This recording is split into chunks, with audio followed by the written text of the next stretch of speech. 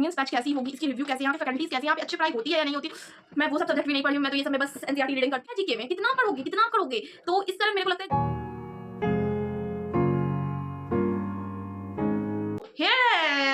Welcome back to my YouTube channel. So मैं आज आपकी सारी क्वेरीज दूर कर दूंगी। आप लोग को भी बहुत डिफिकल्टीज आ रही है कि ये नर्सिंग टू नॉर्सेट पे एमसोनियंस बैच कैसी होगी, इसकी रिव्यू कैसे, यहाँ के फैकल्टीज कैसे, यहाँ पे अच्छी पढ़ाई होती है या नहीं होती, बहुत सारी डिफिकल्टीज माइंड में चल रही है। तो क्योंकि मैं भी एक संकल्प पियंस हूँ, मैं भी संकल्प 2.0 की बैच ले चुके, तो मुझे आइडिया है कि वहाँ कैसे पढ़ाई होती है नहीं होती है, everything.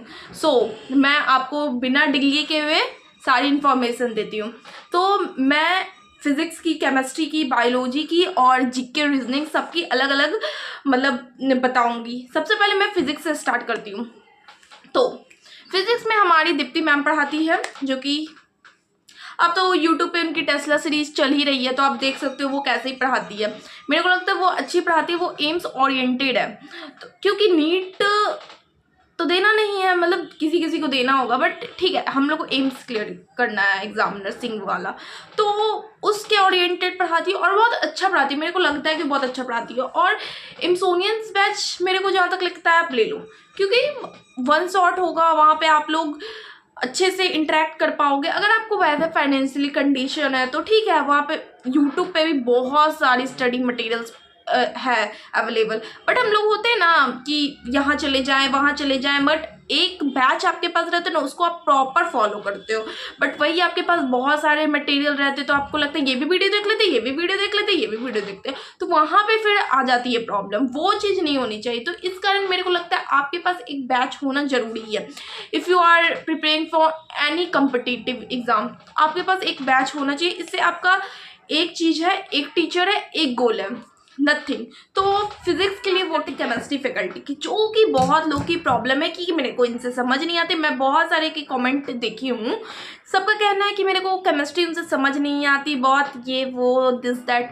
But trust me guys, if you are study from these lecture, these faculties, मतलब आप ट्रस्ट करो, trust the process, trust the teacher, trust the content. आप लोग अच्छे मतलब कर पाओगे, अपने आप को प्रोग्रेस अपने में देखोगे। अगर आप बहुत आपका मटेरियल ऐसे बहुत है कि नहीं ये भी कर ले, ये भी कर ले, ये भी कर ले, तो आपको और डिफ़िकल्टीज आएगी।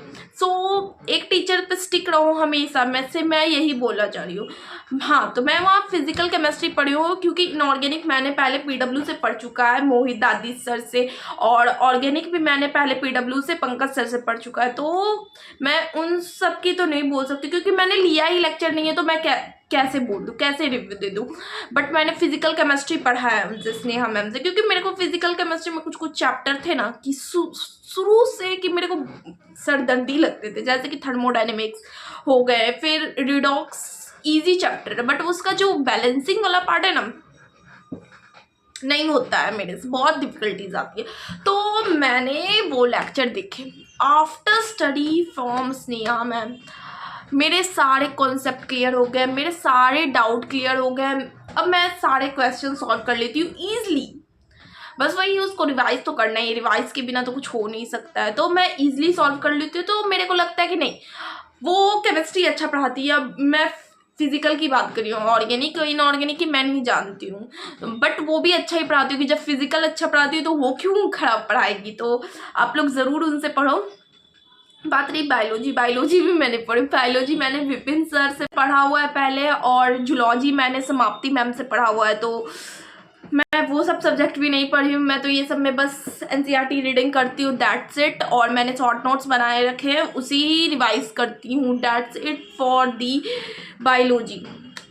और जीके रीजनिंग ये सब जो कि 10 मार्क्स हमारी इसी में है, तो इससे कैसे हम लोग टैकल करें। तो मैं ये बताना चाह रही हूँ कि उसे ईजिली आप कर सकते हो, अगर, क्योंकि कंटेंट बहुत है जीके में, कितना आप पढ़ोगे, कितना आप करोगे। तो तो इस कारण मेरे को लगता है जो मैम पढ़ा रही उतना बस पढ़ो, अगर आना होगा तो आ जाएगा, उससे नहीं आना रहेगा तो नहीं आएगा। तो वैसे भी 90 मार्क्स को छोड़ के आप 10 मार्क्स के लिए उतना एफर्ट्स क्यों करोगे, जब आपको 10 मार्क्स उतना है इम्पॉर्टेंट, 10 मार्क्स भी है, बट मैं ये कहना चाह रही हूँ कि 90 मार्क्स पे ज़्यादा ध्यान दो ना पहले, फिर 10 मार्क्स पे। और वैसा बात भी नहीं बोल रही हूँ कि उसे पढ़ो ही नहीं, मैम तो पढ़ा रही है ना, उससे पढ़ो आप लोग। तो रीजनिंग, जीके, एवरीथिंग मैम करवा रही, उससे ही मैं पढ़ने वाली, मैं भी उसी से पढ़ने वाली हूँ। आप लोग कैसे अपना गाइडेंस मेरे को बताना कि आप लोग क्या कर रहे हो क्या नहीं कर रहे हो। सो बस यही था। अगर आपको कुछ भी क्वेरी हो लेट मी इन कमेंट, और if you like this video just like, subscribe and comment. So तब तक ये मिलते हैं, bye bye, that's it for the video, मिलते हैं अगले वीडियो में, बाय बाय।